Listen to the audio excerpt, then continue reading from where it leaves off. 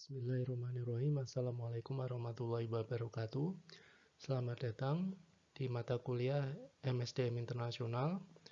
Pada pertemuan yang ketiga ini kita akan membahas mengenai menopang operasi bisnis internasional. Tujuan pembelajaran dari bab 3 ini yaitu untuk menetapkan peran MSDM dalam menopang operasi-operasi dan pertumbuhan bisnis internasional. Pokok bahasanya yaitu untuk membahas mengenai isu-isu yang berkaitan dengan berbagai pendekatan penyusunan staf atau staffing untuk operasi-operasi di luar negeri. Alasan menggunakan penugasan internasional, yaitu ada untuk pengisian posisi, pengembangan manajemen, dan pengembangan organisasi.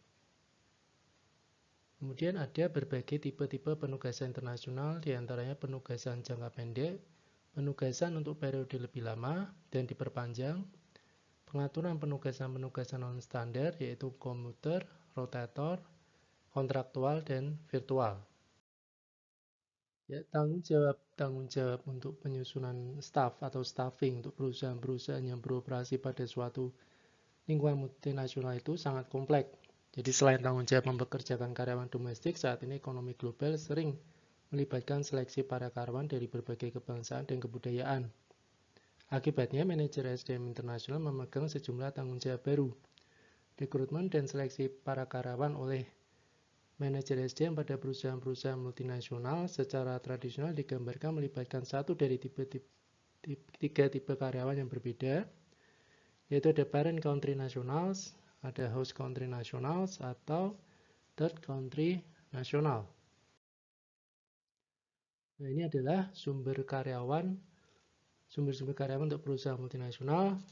Kita lihat di sini lokasi perusahaannya yaitu negara asal. Tipe karyawan lokalnya ada dari PCN atau parent country yang merupakan orang pribumi, atau bisa juga orang asing. Kemudian untuk tipe karyawan imigran itu ada menggunakan third country nationals atau TCN. Kemudian tipe karyawan ekspatriat kita sebutnya impatriat. Kemudian untuk lokasi perusahaan cabang menggunakan host country national atau karyawan-karyawan domestik yang ada di cabang, yang berdomisili di cabang. Kemudian tipe karyawan imigrannya ada menggunakan TCN atau third country nasional, dan kemudian tipe karyawan ekspatriatnya menggunakan parent country nasional atau karyawan yang berdomisili di perusahaan pusat atau perusahaan induk. Nah, alasan mengapa perusahaan multinasional mentransfer karyawan dari satu negara ke negara lain yaitu untuk kebutuhan memecahkan masalah khusus atau memanfaatkan keahlian teknikal para ekspatriat. Mentransfer teknologi dari negara asal ke cabang luar negeri. Meningkatkan pengembangan karir para karyawan. Mengembangkan para manajer dengan perspektif global. Membantu mengembangkan budaya organisasi di dunia. Dan melatih serta mengembangkan para manajer lokal dan ahli-ahli teknik. Perencanaan SDM pada operasi domestik melibatkan penilaian kebutuhan karyawan dan manajer dan menentukan suplai orang untuk memenuhi kebutuhan tersebut. Perencanaan SDM untuk perusahaan multinasional melibatkan dua tingkatan, yaitu sebagai karyawan kunci atau karyawan inti, kemudian karyawan tingkat bawah. Nah, semua tipe karyawan internasional yang melibatkan baik PCN, HCN, dan TCN memainkan peran penting dalam penyusunan staf atau staffing perusahaan-perusahaan global.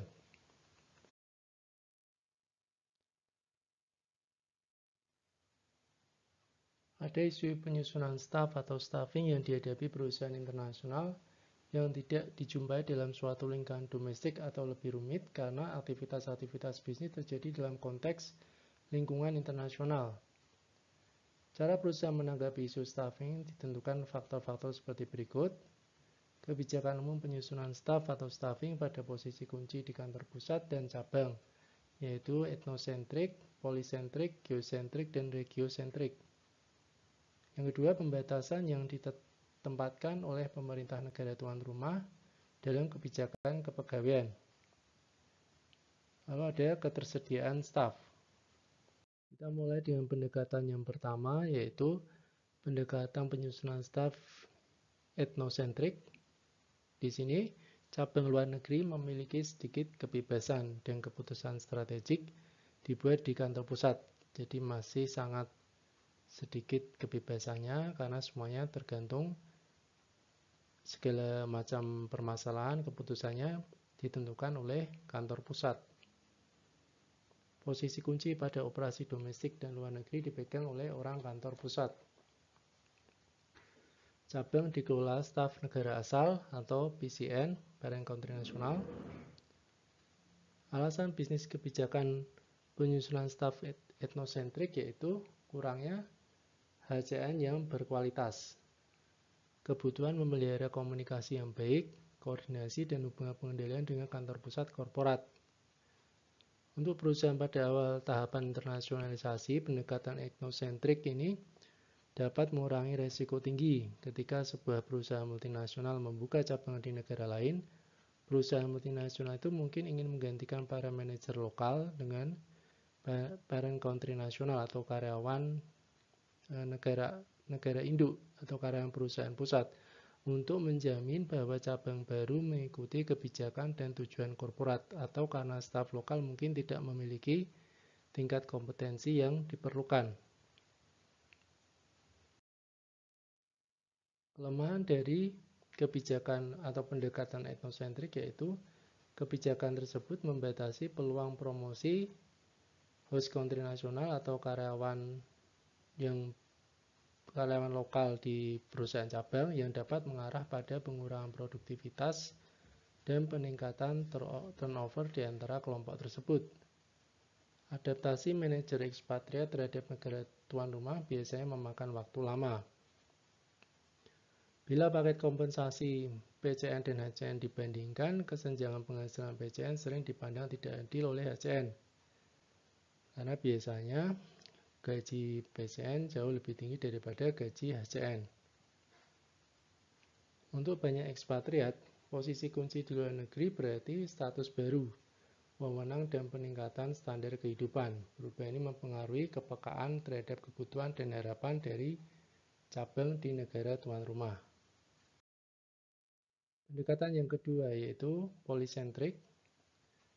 Di sini pendekatan ini cabang luar negeri dikelola karyawan lokal atau HCN yang jarang dipromosikan untuk posisi di kantor pusat dan PCN jarang ditransfer ke operasi cabang di luar negeri. Keuntungan dari pendekatan polisentrik mempekerjakan HCN menghapuskan hambatan bahasa, menghindari masalah penyesuaian para manajer ekspatriat dan keluarga mereka dan menghilangkan kebutuhan untuk program pelatihan pemahaman budaya yang mahal. Yang kedua, penempatan HCN memungkinkan perusahaan multinasional untuk mengambil sedikit muka dalam situasi politik yang sensitif. Penempatan HCN lebih murah, memberi kontinuitas terhadap manajemen cabang di luar negeri, menghindarkan turnover manajer kunci. Kelemahan dari pendekatan ini memperbesar jurang antara manajer cabang HCN dan manajer PCN di kantor pusat. Hambatan bahasa dan konflik budaya dapat mengisolasi staf kantor pusat korporat dari berbagai cabang di luar negeri. Jenjang karir para manajer HCN dan PCN. Para manajer negara tuan rumah memiliki peluang terbatas untuk mendapatkan pengalaman di luar negara mereka sendiri dan tidak dapat maju di luar posisi senior di cabang mereka sendiri. Demikian pula halnya dengan manajer negara asal, mereka memiliki peluang terbatas memperoleh pengalaman di luar negeri. Kebijakan pendekatan yang ketiga, pendekatan staf yang ketiga yaitu geosentrik. Cara pandang yang melihat bahwa semua orang dapat bekerja di mana-mana asalkan ia memiliki kemampuan, sehingga banyak dijumpai para manajer di suatu perusahaan, di suatu negara, para manajernya tidak berasal dari negara tersebut. Misalnya, Chief Executive Officer atau CEO perusahaan multinasional Swedia Electrolux menyatakan bahwa pada perusahaan global tidak ada tradisi untuk mempekerjakan direktur pelaksana dari Swedia atau lokal, tetapi mencari orang terbaik yang benar-benar tepat untuk pekerjaan tersebut.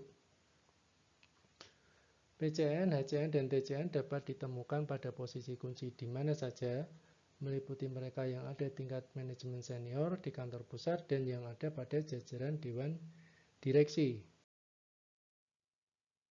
Keuntungan dari pendekatan geosentrik yaitu pendekatan geosentrik memungkinkan perusahaan multinasional mengembangkan tim eksekutif internasional yang membantu pengembangan perspektif global dan sumber internal tenaga kerja untuk penyebaran tenaga kerja di seluruh organisasi global. Kemudian mengatasi kekurangan pendekatan polisentrik, mendukung kerjasama dan pembagian sumber daya antar unit. Kelemahan dari pendekatan geosentrik yaitu pemerintah negara tuan rumah menginginkan jumlah warga negara mereka yang dipekerjakan cukup banyak dan mungkin menggunakan pengendalian imigrasi untuk mendesak penggunaan karyawan negara tuan rumah jika tidak tersedia orang dalam jumlah yang cukup dan keterampilan yang memadai. Yang kedua, yaitu banyak negara barat mengharuskan perusahaan menyiapkan dokumen yang banyak jika perusahaan ingin mempekerjakan seorang karyawan asing daripada seorang karyawan lokal. Mempersiapkan dokumentasi dapat memakan waktu, mahal, dan kadang sia-sia. Isu-isu yang berkaitan adalah izin kerja yang sulit bagi pasangan yang menemani. Yang ketiga, kebijakan geosentrik mahal untuk diterapkan karena meningkatkan biaya pelatihan dan relokasi. Faktor terkait adalah kebutuhan memiliki struktur kompensasi dengan pembayaran dasar internasional yang telah distandarisasi yang mungkin lebih tinggi daripada tingkatan nasional di beberapa negara. Kemudian kelemahan yang keempat, jumlah besar PCN, TCN, dan HCN yang perlu dikirim ke luar negeri untuk membangun dan mempertahankan tim internasional yang diperlukan untuk mendukung kebijakan staffing. Untuk melaksanakan kebijakan geosentrik dengan berhasil membutuhkan waktu yang panjang dan pengendalian proses penyusunan staf yang lebih tersentralisasi. Hal ini diperlukan untuk mengurangi kebebasan manajemen cabang dalam isu dan hilangnya kebebasan ditolak oleh cabang. Pendekatan regiosentris. Pendekatan ini mencerminkan strategi geografis dan struktur perusahaan multinasional. Pendekatan regiosentris tidak begitu terfokus pada suatu negara tertentu saja pada suatu wilayah geografis. Dalam hal ini, segmentasi pasar didasarkan pada pengelompokan wilayah atau kelompok antar negara yang mirip antar satu dengan yang lainnya. Wilayah tersebut terbentuk karena adanya kesamaan seperti latar belakang budaya, ekonomi, dan politik. Contohnya, sebuah perusahaan Amerika dapat menciptakan 3 regional, Eropa, Amerika, dan Asia Pasifik. Staf Eropa dapat ditransfer ke seluruh regional Eropa, katakanlah dari Prancis ke Belgia, dari Jerman ke Spanyol, dan sebagainya. Transfer staf ke regional Asia Pasifik dari Eropa akan jarang, demikian pula transfer staf dari regional ke kantor pusat di Amerika Serikat.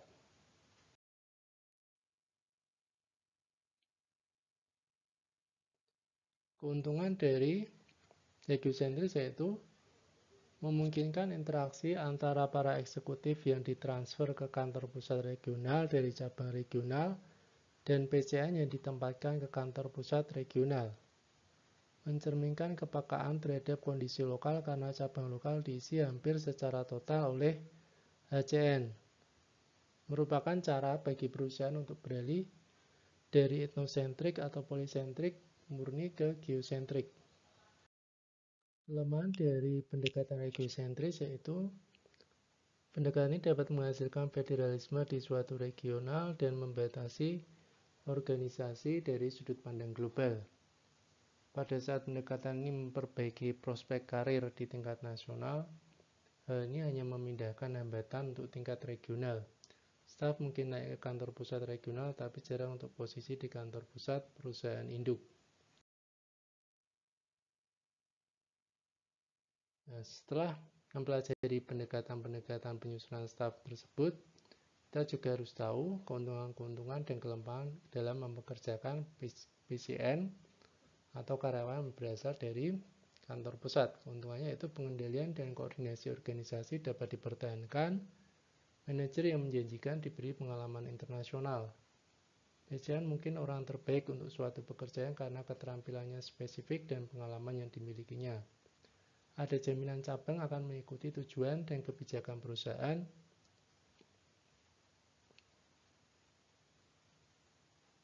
Nah, untuk kelemahannya, peluang untuk promosi bagi HCN terbatas. Adaptasi dengan negara tuan rumah dapat memakan waktu yang lama. PCN mungkin memaksakan gaya kantor pusat yang tidak tepat, dan kompensasi untuk PCN dan HCN mungkin berbeda. Kemudian keuntungan dan kelemahan dari third country nasional, persyaratan gaji dan tunjangan mungkin lebih rendah daripada PCN. Kemudian TCN mungkin memiliki informasi yang lebih baik daripada PCN mengenai lingkungan negara tuan rumah. Sedangkan kelemahan dari mempekerjakan TCN, transfer harus mempertimbangkan rasa permusuhan bangsa yang mungkin terjadi, misalnya antara India dan Pakistan. Jadi kita tidak mungkin untuk mentransfer karyawan dari India ke Pakistan karena adanya permusuhan antara kedua negara tersebut. Pemerintah negara tuan rumah mungkin merasa tersinggung dengan mempekerjakan TCN. Dan TCN mungkin tidak ingin kembali ke negaranya sendiri setelah penugasan. Ini yang sering terjadi. Karena sudah merasa nyaman dengan penugasan di mana dia ditugaskan, sehingga dia tidak mau kembali lagi ke negaranya. Kemudian keuntungan dan kelemahan HCN. Keuntungannya yaitu bahasa dan hambatan lain dihapuskan, biaya mempekerjakan karyawan berkurang dan tidak ada izin kerja yang diperlukan. Kontinuitas manajemen diperbaiki karena HCN tinggal lebih lama di posisi itu. Kebijakan pemerintah mungkin mengharuskan perusahaan mempekerjakan HCN.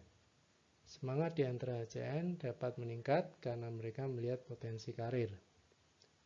Kelemahannya yaitu pengendalian dan koordinasi kantor pusat mungkin terganggu. HCN memiliki peluang karir yang terbatas di luar cabang. Mempekerjakan HCN membatasi peluang bagi PCN memperoleh pengalaman di luar negeri. Mempekerjakan HCN mendorong suatu federasi nasional daripada unit-unit global.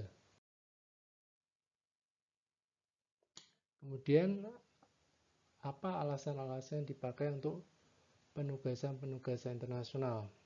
Biasanya yang pertama yaitu pengisian posisi atau position filling. Organisasi memiliki kebutuhan dan tergantung pada tipe posisi dan tingkat yang terlibat, entah akan mempekerjakan seseorang dari lokal atau mentransfer seorang calon yang cocok. Alasan yang paling umum adalah untuk mengisi kesenjangan keterampilan, peluncuran usaha baru, dan transfer teknologi. Kemudian yang kedua, alasannya yaitu untuk pengembangan manajemen. Karyawan dapat dipindahkan ke bagian lain untuk tujuan pelatihan dan pengembangan dan untuk membantu pengembangan nilai umum korporat. Yang ketiga, pengembangan organisasi. Tujuan operasi strategik memainkan peran, kebutuhan pengendalian, transfer pengetahuan, kompetensi, prosedur, dan praktik di berbagai lokasi, dan untuk memanfaatkan peluang pasar global. Penugasan internasional memungkinkan staf memperoleh perspektif yang lebih luas karena mereka menjadi terbiasa dengan lebih dari satu operasi.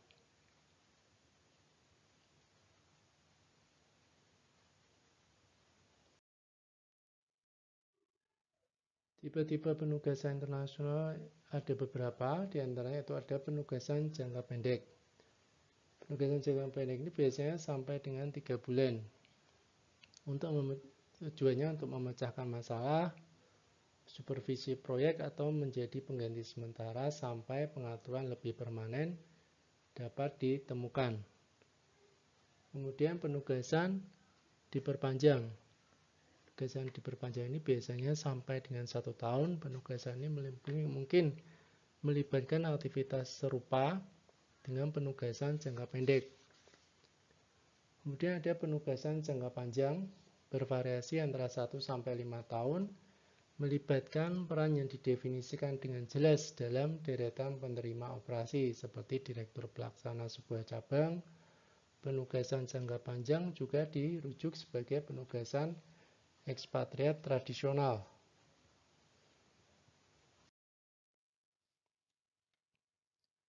Ada juga penugasan non-standar. Di antaranya itu ada penugasan komuter, yaitu penugasan khusus di mana orang pulang pergi dari negara asal ke tempat kerja di negara lain. Biasanya bisa 1 minggu atau 2 minggu sekali. Kemudian penugasan rotasional, karyawan pulang pergi dari negara asal ke tempat kerja di negara lain untuk periode yang singkat. Diikuti waktu istirahat di negara asal, misalnya perusahaan pengebor minyak. Kemudian ada penugasan kontraktual, digunakan dalam situasi di mana para karyawan dengan keterampilan spesifik yang penting untuk suatu proyek internasional ditugaskan untuk jangka waktu tertentu, misalnya 6 sampai dengan 12 bulan. Kemudian ada penugasan virtual atau virtual assignment, di mana karyawan tidak menetap lagi di lokasi tuan rumah tetapi mengelola dari negara asal tanggung jawab internasional bagi organisasi di negara lain.